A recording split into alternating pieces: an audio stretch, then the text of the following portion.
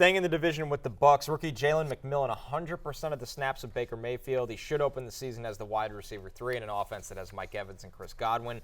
And Jay, the backfield kind of shaping up in an interesting fashion. Besides Rachaad White, Bucky Irving has established himself as the clear-cut running back too, especially with a Chase Edmonds injury. Yeah, and I don't think that Rachaad White is at the level where he is guaranteed this ironclad vice grip on the starting job, because, I mean, he was sub 4.0 yards per carry last year. Jalen McMillan is interesting. It doesn't seem like this offense is going to be able to support a third wide receiver for fantasy value, but, you know, if Godwin goes down or if Mike Evans goes down, then it gets interesting. It's just interesting overall to see how committed the Bucs are to the run this year, because last year it felt like they were running for the sake of it a lot. That was a Canales thing. I mean, Canales actually spoke about that at the Combine, that he's like, even if we were getting 3.3 yards per carry, 3.5, we just wanted to keep establishing the run, all those cliches, but we wanted to just keep, you know, grinding it out, because that would open up things for the passing game and just being committed to the run game regardless of how successful it was. And he felt like, you know, and by the end of the year, they felt like they were getting somewhere with it, which, by the way, speaks two things. Number one, is it suddenly makes Chuba Hubbard interesting in the beginning part of the year, and Jonathan Brooks very interesting over the final three-fourths of the year. But also, like, will the Buccaneers coaching staff have the same commitment to Rachaad White and the run game that they did under Canales? And if they do, again, it was so much volume with Rachaad, which is one of the reasons why Rachaad White was on the hate list, is because I do think you're going to see more Bucky Irving. I'm not convinced they run as much as they do, and even if the volume in the run game is the same, I think Bucky Irving, because of the camp he's had, will take some of that workload off of Rachaad White. And so Rachaad White is going as a top 15 running back to me. It's just too pricey a tag. I do want to say real quickly, though, all these stats that we're giving out, like 29% target share, the 92% route participation, that's Deontay Johnson and Adam Thielen, for example. All these stats we're giving out, courtesy of our friend Dwayne McFarland at fantasylife.com. He charts every preseason game, every single drive, does an unbelievable job, and writes an unbelievable article that's one of the most useful as you head into drafts. 100% free at fantasylife.com. Like, look, I'm not just a fan. I'm an owner. Like, I hired the guy because I think he's so good. But anyway, I just want to give a shout out, because this is all courtesy of Dwayne McFarland and his work at fantasylife.com. And more of his work, an important note for the 49ers, Jordan Mason, 88% of the snaps and 74% of the rushing attempts with the starters. Elijah Mitchell did not play. We know Christian McCaffrey's been hurt here, Matthew. It appears that Jordan Mason is the number 2 back in a potent run game. If anything were to happen to Christian McCaffrey, Jordan Mason's a top 10 fantasy running back. I mean, like, you know, and so he has, I feel like, more importantly, that because there was some talk about Elijah Mitchell, but it feels like if you watch that, like, Jordan Mason just runs with explosiveness, with power. And so you just sort of think, like, man, like, I just think, especially in best ball, he's an interesting flyer as well. But just, I think I'm not always the biggest, hey, you have to draft an insurance back, especially because I think there's some things that are sort of unclear. But yeah, as you see a McCaffrey jersey over my shoulder here, if you're investing in Chris McCaffrey, make sure you get Jordan Mason. Yep. 2020, Christian McCaffrey played 3 games. 2021, Christian McCaffrey played 7 games. He's dealt with soft tissue injuries twice in the past 8 months. So look, McCaffrey, he should be fine, but if he isn't, then all of a sudden Jordan Mason could be the lead running back in potentially the best offense in football. And remember, the 49ers are a team that, you know, played in the Super Bowl last year and have designs on going back there this year. The reason I bring that up is that the way Kyle Shanahan and his team think about this season is they're not thinking about an 18-week season. They're thinking about a 22-week season. Like, they're like, we need to go, Christian needs to be healthy in the postseason as we try to get through the NFC Championship, we try to get back to a Super Bowl. And so I feel like when it's week 11 and they're like, you know, and they're 2 games up in the division and he's not feeling great, you know, like, you know what? We still got a lot of football ahead of us. So I think unlike other teams, there'll be more of a caution around Chris McCaffrey, making sure he's healthy, again, because this is a team with legitimate Super Bowl aspirations. One of the most interesting storylines of the preseason, guys, has been the quarterback competition in New England that once upon a time felt like Jacoby Brissett was nearly a lock to win.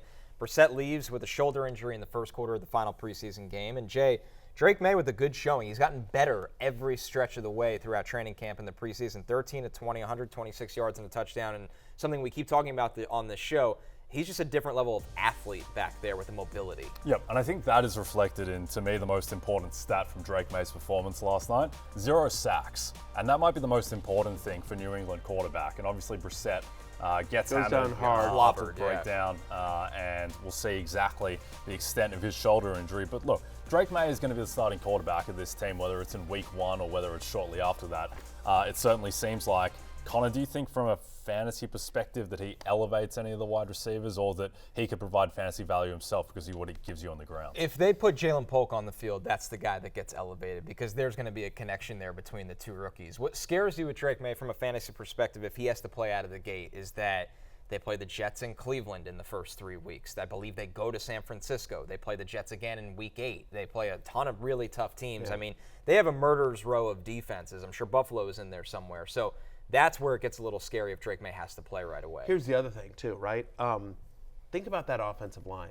I mean, like that's a bad offensive line in New England, and so yes, the mobility of Drake Maye maybe helps you with that. He's gonna need it. But I just think if you think about the New England franchise for a second, and just take fantasy out of it for a second, but just talk about they don't want to Mac Jones this kid. Mac Jones had a really nice rookie year, and then it just became a disaster. The team got worse, the line got worse, the coaching, McDaniels leaves. That was the key. And all of a sudden, Mac Jones, who was like a mid-first-round pick, and everyone's just like, wow, looked like the Patriots, did a great job, right? And everything like that, and they got another star in their hands, and now all of a sudden, they're giving away to Jacksonville where he's a backup. And so I think that New England, just as an organization, is like, we want to make sure that Drake Maye works, and you don't, to your point, do you want to really throw him to the wolves behind a bad offensive line, having to play the Jets and the Browns and these really amazing defenses early on? Because the other thing that I think people forget about Drake Maye is like not a large body of work. This is not a guy that was a 4-year starter in college. This isn't Michael Penix, right? I mean, how many games did he stay? Right. I think he started as a freshman. He had multi-year starter, but he's not a guy that played 4 seasons, 5 seasons, right? And he wasn't always on a great team. Right. Those guys, like Bo Nix and Michael Penix and Jaden Daniels last year, played in big games. Yes. Really big games. In the ACC, I'm not, downgrading it, but Drake Maye wasn't playing for a college football playoff at the end of the year every year. Right. Yeah. So I think they want it's tough. I mean, now it may, as of this taping, we don't know the extent of the injury to Jacoby Brissett, so it may be moot. It may be, sorry, Drake, get out there. Here's the Milton, schedule. you're next back up. At Cincinnati, then they play the Seahawks at home, at the Jets on a short week, at the 49ers after Thursday Night Football. Then they play Miami, the Texans, Jacksonville, who can have a tough defense this year. Then they play the Jets again. That's a brutal schedule of defenses. You see it right there on your screen. And by the way, think about that home game against the Seahawks. You think Mike McDonald isn't going to have that defense humming this year? They're going to be flying around. Exactly. Of the defenses from last year, the Seahawks were the worst, but that's why they hired Mike McDonald. And so, that's a really kind of a murderer's row of defenses if you're a rookie behind a shaky offensive line to have to go out there and start. And so I think if there's any way that Jacoby Brissett can play, he'll be the starter, at least initially. But it'd be interesting to see. So fantasy-wise, I don't think I want Drake Maye unless it's like a 2-quarterback league, Superflex league, and even then he's like a 3rd quarterback. But there is a little bit of upside with the legs. But I agree with you. Jalen Polk becomes interesting if Maye's the starter. Yep. Guys, the most important nugget from the final preseason game, Martavis Bryant is back and lethal with the Commanders. Martavis Bryant drinks free after 3 catches, 20 yards, and his first touchdown catch in 6 years. Welcome back to the league, Martavis Bryant. It's just a good story. We'll see if he makes the team. Feels like he might, with John Dotson now in Philadelphia. But either way, it's just sort of the idea of a guy 6 years later getting into an NFL end zone. So anyway, good for you, Martavis Bryant. Good for you, man. Hail the Commanders. Hail victory. There he is. Just checking now on DraftKings Sportsbook, Martavis Bryant to win the receiving title, 60 million to 1.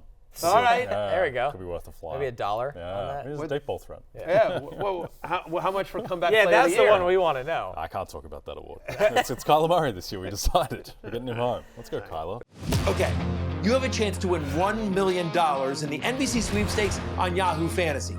Just download the redesigned Yahoo Fantasy app or go to NBCSports.com/fantasymillion for additional details. What are you waiting for? Hey, it's Matthew Berry from NBCSports.com and Rotoworld.com, and I want to thank you so much for watching whatever it is you just watched, or if nothing else, being too lazy to click out of the autoplay after this video started, after whatever it is you actually wanted to watch finished. But now that you're here, I'd like to take a moment here to ask you respectfully now, okay? I'm asking you respectfully to subscribe to the NFL on NBC YouTube channel. You'll get the latest Roto-World fantasy news headlines, all sorts of great shows, including my own Fantasy Football Happy Hour. So go subscribe now. Again, I'm asking respectfully.